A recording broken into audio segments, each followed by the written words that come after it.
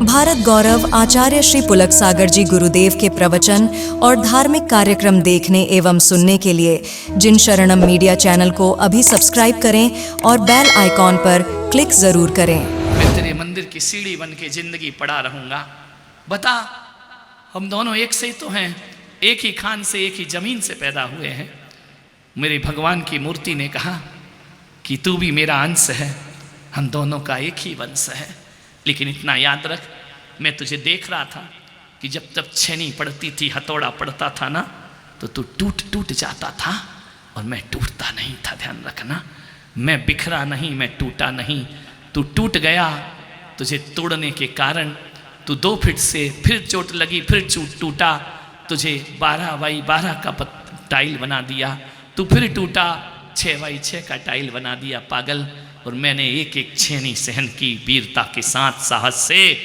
मैं टाइल नहीं, मैं भगवान बन करके खड़ी हो गई अपनी जिंदगी में। ध्यान रखिए मान्यवर, जो टूटेगा वो छूट जाएगा, जो सहन करेगा वो भगवान का दर्जा पाया करता है। मान्यवर, आपसे इतना ही निवेदन करता हूं। एक सभा में दीप प्रज्वलन हुआ, 4 दिए जलाए गए, 5 दिए। पहला दिया जला उत्साह का। उस दिए ने कहा, मुझे कोई पूछता नहीं, मेरी कोई इज्जत नहीं, मैं रात को उजाला देता हूं, रोज सवेरे मुझे बुझा देते हैं, सूरज आता है मुझे सड़कों पे फेंक दिया जाता है। उत्साह ठंडा पड़ गया। उस उत्साह के दिए ने कहा, मैं नहीं जलूंगा। बुझ गया वो दिया। आप भी होंगे ऐसे लोग, चतुर्मास हो रहा है, हमें पूछा नहीं जाता है, हमें आगे। ये उत्साह के दिए ठंडे पड़ जाएंगे, ध्यान रखना है मान्यवर। बुझ गया वो दिया। दूसरा दिया जला रोशनी का। उसने कहा, मेरी रोशनी की कोई कद्र नहीं है इस धरती पर। खेद खिन्न होकर वो दिया बुझ गया। तीसरा दिया शांति का। उसने कहा, कौन पूछता है शांति को आज की दुनिया में? बातें सब करते हैं, चलती शांति लाल की है, ध्यान रखना। उसने देख करके वो दिया भी बुझ गया। तीसरा दिया हिम्मत का। उसने कहा, जब मेरे जीवन में शांति नहीं है, उत्साह नहीं है, तो मैं जल के क्या करूंगा? हिम्मत टूट गई, बुझ गया दिया, ध्यान रखना। चौथा दिया समृद्धि का। मेरे पास क्या है? कुछ भी नहीं है। सूरज के आने के बाद मैं निर्धन हो जाया करता हूं। वह इसने दुए ने भी सुसाइड कर ली। और एक 5वां दिया छोटा सा जलते रहा, जलते रहा, अंतिम सांस तक जलते रहा। उसने 4 दियों को बुझते हुए देखा। 5वें दिए ने कहा, नहीं, वो जलते रहा, रोशनी करते रहा। मान्यवर, मालूम है वो दिया काहे का था? वो दिया था उम्मीद का दिया, जो कहता है मेरा भी भविष्य होगा, मेरा भी जीवन होगा, मैं भी एक दिन ऊंचाइयों को प्राप्त करूंगा। ध्यान रखना, सारे दिए बुझ जाएं, उत्साह का बुझ जाए, ध्यान रखना, शांति का बुझ जाए, हिम्मत का दिया बुझ जाए, उदयपुर वालों, जीवन में उम्मीद का दिया कभी मत बुझने देना। ये उम्मीद का दिया ही रोशन करता है सारी दुनिया को। मान्यवर, यदि उम्मीद का दिया जलते रहा तो 4 दिए फिर से जल जाएंगे अपनी जिंदगी में। ध्यान रखिए, हौसलों से जिंदगी की जंग जीती जाती है। क्या छोटी मोटी बातों पे आत्महत्या करते हैं? मान्यवर, निवेदन है आपसे, एक जंग छेड़ना होगी। आदमी अपने जीवन से विद्रोह कर रहा है। गोहत्या पर बहुत बोले, भ्रूण हत्या पर बहुत बोले, आत्महत्या आज का विषय है मेरा, ध्यान रखना। मान्यवर, किसान कर्ज के बोझ में दब के आत्महत्या कर रहा है। गांव में किसान आत्महत्या कर रहा है, शहरों में किशोर आत्महत्या कर रहे हैं, ध्यान रखना। मान्यवर, किशोर और किसान, ध्यान रखना, हमें किसान पर गर्व है, वो हमें अनाज देता है, और हमें किशोरों पे गर्व है, वो हमें नाज दिया करते हैं। ध्यान रखना, किशोर नाज देता है, किसान अनाज देता है। जब किसान और किशोर सामूहिक आत्महत्या की तरफ बढ़ जाएं, उस देश का सर्वनाश होने में फिर ज्यादा देर नहीं लगा करती है। मान्यवर, आपसे मेरा आग्रह है, हमने वो नारा दिया है, जय जवान और जय किसान। शास्त्री जी नारा दे करके जाते हैं। मान्यवर, जवानों को बचाना होगा।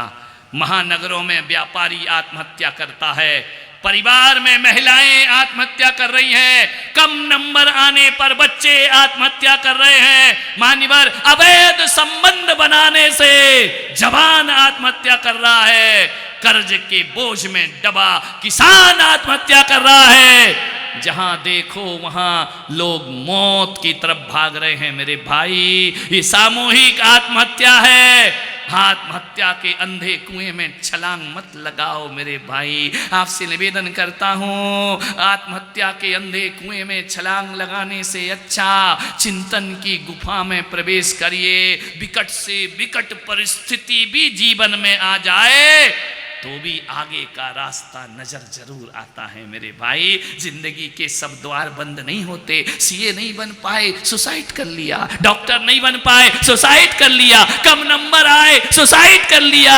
घर में सास से नहीं बनी, बहू सुसाइड कर ली। जिंदगी को इतना आसान ऐसा बना रहे हो, इतना दरिद्र।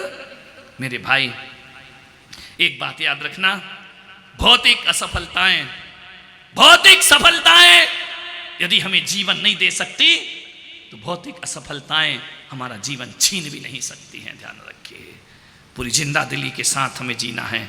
जिजीविषा पैदा करो अपने अंदर। 1952 में एडमंड हिलेरी एवरेस्ट की चोटी पर चढ़े, असफल हो गए, नहीं चढ़ पाए, नीचे आ गए, नहीं मिली विजय उन्हें। लेकिन एक दिन इंग्लैंड के एक मुख्य समारोह में हिलेरी को मुख्य अतिथि के रूप में आमंत्रित किया गया। वो जैसे ही मुख्य अतिथि के रूप में स्टेज पर चढ़े, जैसे यहां 2 आचार्यों के चित्र लगे हैं, वहां हिमालय का चित्र लगा हुआ था। हिलेरी ने देखा, उस चित्र को देखकर मुट्ठी बांध ली उसने, अपने आप को झकझोर दिया। उसने मुट्ठी बांधकर कहा, हे पर्वत, तूने एक बार मुझे हरा दिया, लेकिन मेरा हौसला मुझे एक बार जिताएगा, जरूर ध्यान रखना है। उसने कहा, मैं फिर से चढ़ूंगा, फिर से प्रयास करूंगा। और एक बात याद रख हिमालय, तू नहीं बढ़ेगा, मेरे हौसले हर बार बढ़ते जाएंगे, ध्यान रखना है। और 29 मई 1953 को प्रथम एवरेस्ट विजेता के रूप में एडमंड हिलेरी को सारी दुनिया याद किया करती है। उसने कहा, तू जरूर, मैं तुझसे जीतूंगा। एक बात याद रखना, हिलेरी ना तो पहाड़ से जीते, हिलेरी यदि जीते तो खुद से जीते, खुद के इस बुलंदियों पर जीते। मान्यवर, लोग कहते हैं कि लोग पांवों से एवरेस्ट की चोटी चढ़ते हैं, पांव से नहीं चढ़ते, लोग अपने संकल्पों से एवरेस्ट की चोटियां को छुआ करते हैं। क्यों नहीं बन सकते आप अंबानी? क्यों नहीं बन सकते आप टाटा बिरला? क्यों नहीं बन सकते आप जीवन की ऊंचाइयां? बिल क्लिंटन, वो भी तो एक इंसान है ना। तुम भी बन सकते हो, तुम भी ऊंचाइयां पा सकते हो, तुम भी इंदिरा गांधी की तरह जीवन की ऊंचाइयों को प्राप्त कर सकते हो। सोचना तुम्हें है, सब कुछ तुम्हारे अंदर है। ये जो महान बने हैं, जो ऊंचाइयों को प्राप्त किया है, क्यों तुम कृष्ण नहीं बन सकते? क्यों तुम राम नहीं बन सकते? क्यों तुम भगवान महावीर? सब कुछ बन सकते हो। आदमी को सोचना होगा उसे बनना क्या है। 21 साल की उम्र में वार्ड मेंबर का चुनाव हार गया, मालूम है। अभी एक महिला आई, बोले पार्षद के चुनाव का आशीर्वाद दो।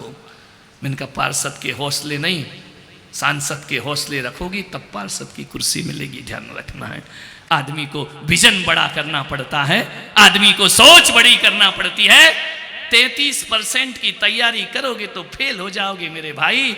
100% की तैयारी करो, तब जाकर आदमी अव्वल नंबर में भी स्कूल में पास हुआ करता है। ये बुझे बुझे से लोग, ये बुझे बुझे से अरमान, छोटे छोटे से सपने, इन सपनों से जीवन महान नहीं बना करता है मेरे भाई। 21 साल की उम्र में वार्ड मेंबर का चुनाव हार गया, पार्षद का चुनाव हार गया। 22 साल की उम्र में शादी करी, शादी फेल, तलाक हो गई उसके जीवन की। 22 साल में जिसने विवाह भी कर लिया, पत्नी भी छूट गई। ध्यान रखना। 24 साल की उम्र में उसने व्यवसाय किया, सारा व्यापार ठप हो गया। 27 साल की उम्र में उसने सांसद का चुनाव लड़ा, भारी मतों से हार गया, ध्यान रखना। फिर उसे पराजय मिली। 42 साल की उम्र में उपराष्ट्रपति का चुनाव लड़ा, वो चुनाव भी वो हार जाता है, लेकिन अपने हौसले नहीं हारता।